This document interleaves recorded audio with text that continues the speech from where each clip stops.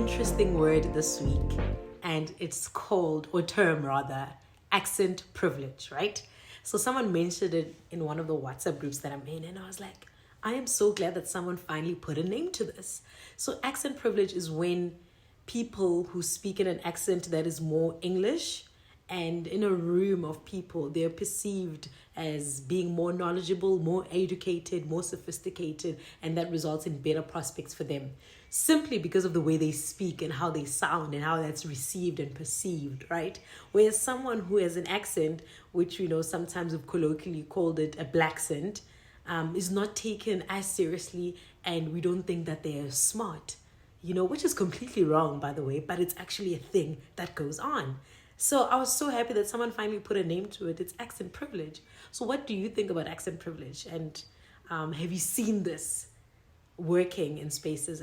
Yes, we have, Doctor. Yes, we have. 100%, bro. I've seen it in so many spaces that I've been around and in and within. It's a thing. It's a thing. No, it's actually a thing. I think I am a victim of it. You're a victim of accent I'm a victim of it. You know why? Because unconsciously... Are you on the plus or the negative side of it? I'm actually on the negative. Hectic. Okay, and I'll tell you why I'm on the negative. One of the thing is, unconsciously, I'm admitting to this on a public platform. Unconsciously, I tend to turn a blind eye person within a few seconds of listening to them based on like the accent. I've tried to work on it. I'm admitting my weakness. I've tried to really work on it because I know that is not a smart way of approaching things, because you'd somehow lose the opportunity to learn from others and to like pick up on valuable lessons or tips or whatsoever. It's simply because you disqualify a person on the basis of like accent. So yes, I'm still working on it, guys. I'm a work in progress. Yeah, I'm a work in progress. Yeah, yes, I'm a work. We listen. Exactly. We listen. We don't judge. So I told you, you listen, and please don't judge me. I'm just admitting it. Yeah. You? On my end, yes. On two fronts. Okay. People who have very posh, polished Model C school accents tend to be treated as though they know more. True. They're respected a bit more. Yes. They're held in higher esteem, etc., etc., etc. And it puts them in very favorable situations, right? Yeah. I'll make the most obvious example, myself. By virtue of how I speak, I've often found that there's situations whereby typically I shouldn't naturally be in that situation. Okay. But because I interacted with someone in that circle and they heard how I speak and all that, and it was like, oh, okay, cool. You could probably come and sit with us or do this. Exactly. Do you get a pass. You get a pass many times. Accent privilege. And on the flip side, yes, unfortunately, like Luke, I've had that bias before where it's like, you hear someone speak and it's like, they're speaking in Blaccent. Yeah, it's like your brain switches off. Yeah, I wouldn't say my brain switches off, but like, okay, I'm admitting shields. My brain switches off. Now you've got shields and it's like, I don't want to, like, okay, I get where you're going with this, but make it snappy. Like, just go with it. And that's wrong. That's it's actually really wrong, bro. Okay, that's really wrong. There's this. I'll paint. This is a story. This happened. Yeah. Do you still remember when we got when we got arrested? Oh yeah. We actually got arrested. Funny enough, I was with him when we got arrested. So I was. It was my sister, one of my distant cousins, and me, and this guy. Exactly. Walking down the street. We're walking down the street. A long loaf of bread, like a baguette. It was a baguette. Yeah, I think the cops thought we were carrying like a machine gun or whatever. I doubt. I doubt. I just don't know why they stopped us. So, who bought the baguette? That was me. Yeah. So he bought a baguette. Yeah. Priska, my cousin. She had like 2 buckets. She has 2 buckets because they didn't have water in the area. So she was coming home to fetch water. And me and my sister had gone to like withdraw cash. Yeah. I don't know. I think this is another story for another day. But anyway. But that's another story. The withdrawing of thing is another story for another day. But on this particular day, I don't know what happened. We are walking, 2 guys in front, the girls are at the back because they were walking a bit slow. No, were the girls in front or at the back? They were at the back. They were walking a bit slow. It was not dark. It was just a bit late in the evening, like maybe at around 5 or something. Yeah. 5, 6-ish. Yeah, it was 6-ish. So now we're walking there. We see a police car. Yeah. It's one of these modern ones. Yeah, I'm just thinking, look, it's driving by. It's like, whatever, right? It's the cops. They're just going by. Exactly. I mean, everyone thought they were just passing by. And we were, funny enough, what was the conversation? It was... funny enough, we had a funny conversation. It kind of revolved around getting arrested. Yeah, exactly. And I was like, something about, that's the something about, as a black man. Yeah, if I remember correctly. Yeah, you should always. Yeah. His words, exactly. You're like, as a black person, you should be ready to go to jail. Like, it can happen at any time. Okay, that's what he said. I feel like you spoke this. Yeah, I think I spoke it in that moment. I spoke it into existence. Not even a few seconds after that, cop car pulls up, like sharp turn. It was it was like one of those like Ford Ranger type this modern like type of police cars. Yeah. This guys went like woo, sharp turn, like a very sharp turn in front. What did they do? So then they got out, and no, it's how they got out. They got out with their guns unholstered. This dude went like this. Unholstered his gun, and he was getting out, and I'm thinking, okay, now I'm thinking there's something very bad behind us. No. I knew it was us. No, I thought there's something really bad happening behind us. I'm thinking... But how? In front of us, the guy jumped, he comes out of the car, and he starts stepping towards that. You know how they do, like, nigga is marching towards, like there's danger or something, like we carrying a weapon or something. Bro, the fact that he had his gun out, that's what made me think maybe it's something deeper. Then he's like, then he tells us to stop. Dude is like, where you at? No, like, he says... IDs. No. He says where you going at? Yeah, firstly, where you going? And it's like, okay, this is weird. You be asking me. This is so weird. It's like, I'm like, are we going home? Yeah. It's like, it's like, okay, ID. I'm like, home. It's at home. Yeah, we left our papers at home. You left it at work, though. Yeah, I was at work, actually. I was like, we can just... Yeah, he's like, oh, no, we can just go to work. I'm like, at home. Cousin is like... It's at the shop. It's back at the shop. So now the guys are like, hands. I knew what to do. In that situation, I knew what to do. This man assumed the position so quick. I knew what to do. He's been there so many times. Like, the thing is, bro, I've interacted with police before. Oh my gosh, bro. It's so crazy because they started a whole discussion because he asked, is like to Priska, cousin. It's like, where you carrying this buckets to? She's like, okay, this is where I knew, oh shit, things about to take a crazy turn because these are 2 young men, police. They're very young. You can see. They couldn't be, bro, I feel like they were our age probably. They weren't that much older. They were not older. Not really. So you can already see they're a bit, you can tell they're rookie. And they were kind of jumpy too, bro. Because of the way they were jumpy. Because one of the things is, I read the situation very quickly. I'm seeing is jumping, and we are civilians, Yeah. We are just normal pedestrians walking. So the only way you get to do that, or the only time you get to do that, is when you see danger. So I'm looking at them, I'm like, okay, rookies. And the minute they started interacting with Priska, with my cousin, I knew this is going to take a quick dark turn very quickly because they didn't find a reason to. We were literally just walking. They didn't find a reason to put us behind there. So now it started with the whole thing of where this bucket's going to. Okay. And she was like, we're going to fetch water. But now, being her, I don't know whether she wanted to spice up the whole situation or what.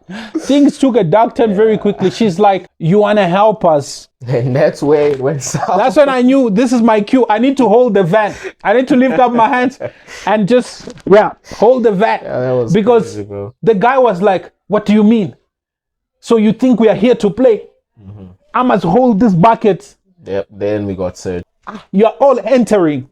It opens the door. It searches. I'm holding that. And mind you, by the time they were having this, guess what I was doing? I was already holding. Bro, this dude was already against the van. Like, I was so shook. I'm like, wait, why is this dude... Why does he have his hands there? Like, no, bro, I knew already we going in because I know this guys, bro. I've interacted with tell police. me to like hold the van. Yeah, no, they had to tell him. Yeah, I've never done this before. And when the dude opened that thing, I was like, it's fine. I'll enter. He stepped in willingly. You know, I stepped in. Nah, this man is so familiar. No, I actually stepped in. Funny enough, I've never been at the back there. I've only interacted with him like this, bro. Yeah? I've never been at the back there by the cops ever. Seriously, that was weird. I didn't like it. You've never? Yeah. Okay, I have I have like multiple times. Bro, that's insane. I think it's more than 5 times I've been searched by cops. Damn, bro. No.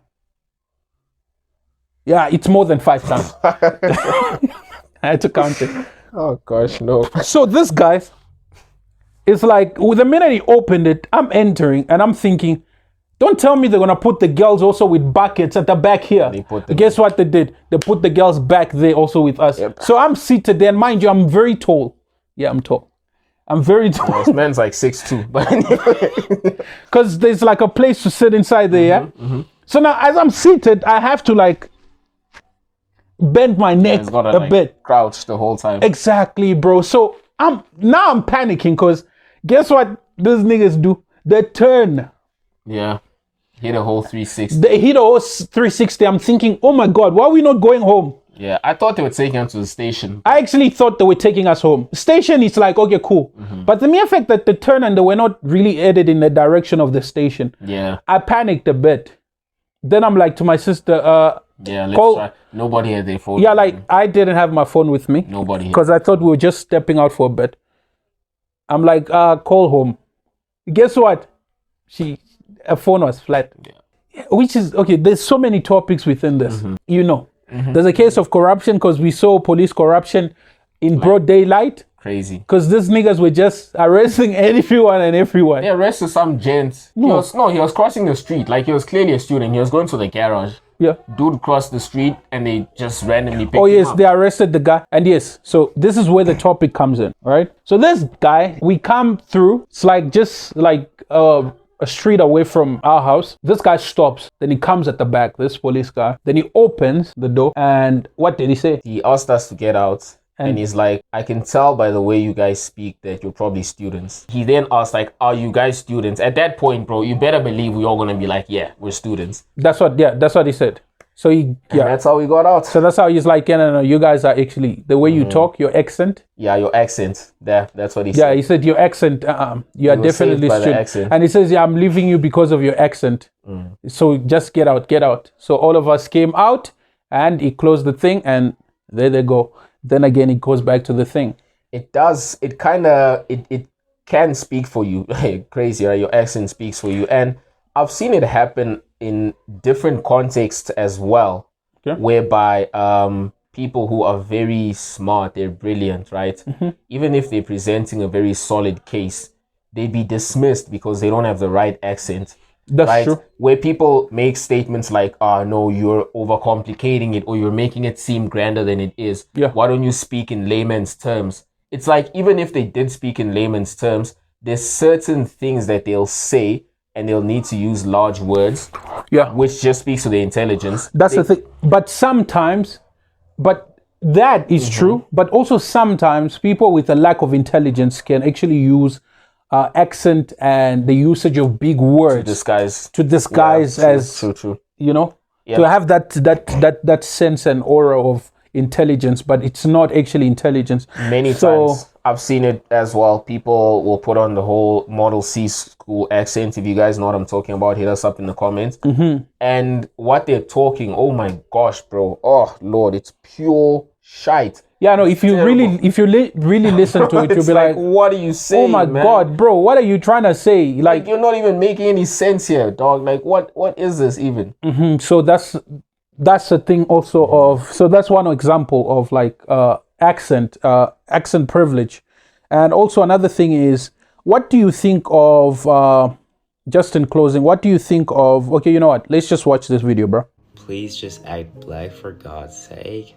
Yo, that's actually mad crazy. I think that's a crazy thing to say, really, but like how do I act black? Like what do I do now? I don't know, because like what's acting black?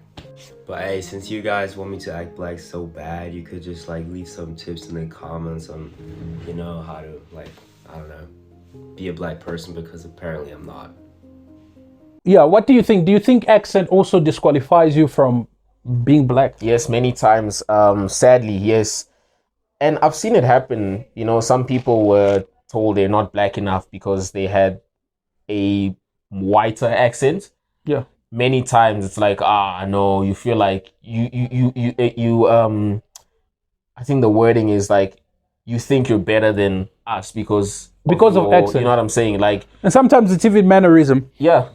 Because for the most part, I've seen that accent also goes with mannerism. Many times it does. It accompanies how you act and how you are even perceived. So yeah, for sure. So accent can actually disqualify from being included. For sure. From being part of a particular race group. Yeah, especially with black kids. A lot of black kids will definitely, I think you guys can weigh in on this. Like, if you've got an accent, if you don't have Blaccent in a South African sense, yes. You're very quickly looked at in a different way to other black people. Yeah, right? No, you are. And sometimes you're even treated differently because it's like, oh, okay, cool. It's one of these Model C school kids. Okay, cool. They think they're like fancy.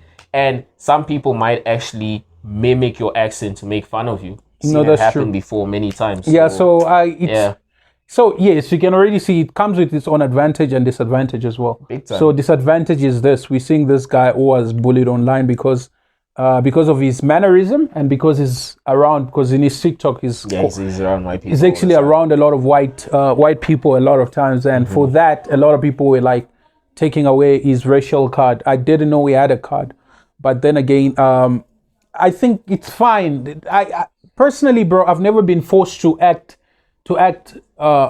black, as in the stereotypical description and box and framework. What does that even mean, of black bro? person? Like, what does acting black mean? Please, somebody tell me. I've never really understood it, because it's like, what do you mean, bruv? Do you know what breaks my heart? What? Genuinely, sometimes, and funny enough, when black people say act black, that's a very racist thing to say, because you know what that means. You know what that implies. I know what it implies. It means you act unruly. You're very, like, dare I say, this is such an ugly phrase, but it means acting uncivilized, basically. To a large extent. Be a rule breaker. Just be uncouth. Be uncivilized. Yeah. That's unfortunately what acting black means. Talk in a manner that is a bit off, or something like Blaccent. I don't know, but yeah, so you can already, bro. It comes with its own perks, and yeah, I guess that's it, guys.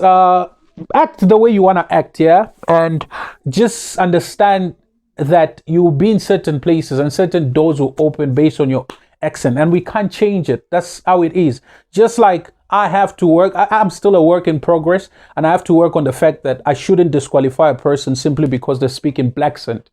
That already is an indication that, guess what? That's how the world works, and there's a lot of people who do the same out there. But you see, I'm work in progress, so I'm a bit of an exception because I'm working on it. I admitted to it, so I'm working on it. I'll continue working on it because I think it's also my environment that has somehow conditioned me to think like that. But I'm working on it. Intelligence isn't derived from the way you speak. In fact, no, it's not. Speaking English is not a sign of intelligence at all. But remember, proximity to whiteness. I guess that's a thing. Yeah, it's always proximity to whiteness. Anything that sounds like white, it's much more acceptable. It's internalized racism. I am not really the type to go on a political correctness route, but that's what it is. Yeah, it's internalized racism. Yeah, anything to whiteness, anything close to whiteness is like, it's built into our mainframe. It's built. Anything outside of that, it's like, should I take this? Should I not? Yeah, and sometimes we wait until we are proven wrong, which is bad because. But then again, guys, leave us your thoughts below. Tell us what you think. Tell us what's your experience with Blaccent, white scent, and accent privilege. We'll really appreciate it. And don't forget to like and subscribe. And don't forget to to share this video. We really appreciate it. And I guess we'll be seeing you on the next one. Ciao.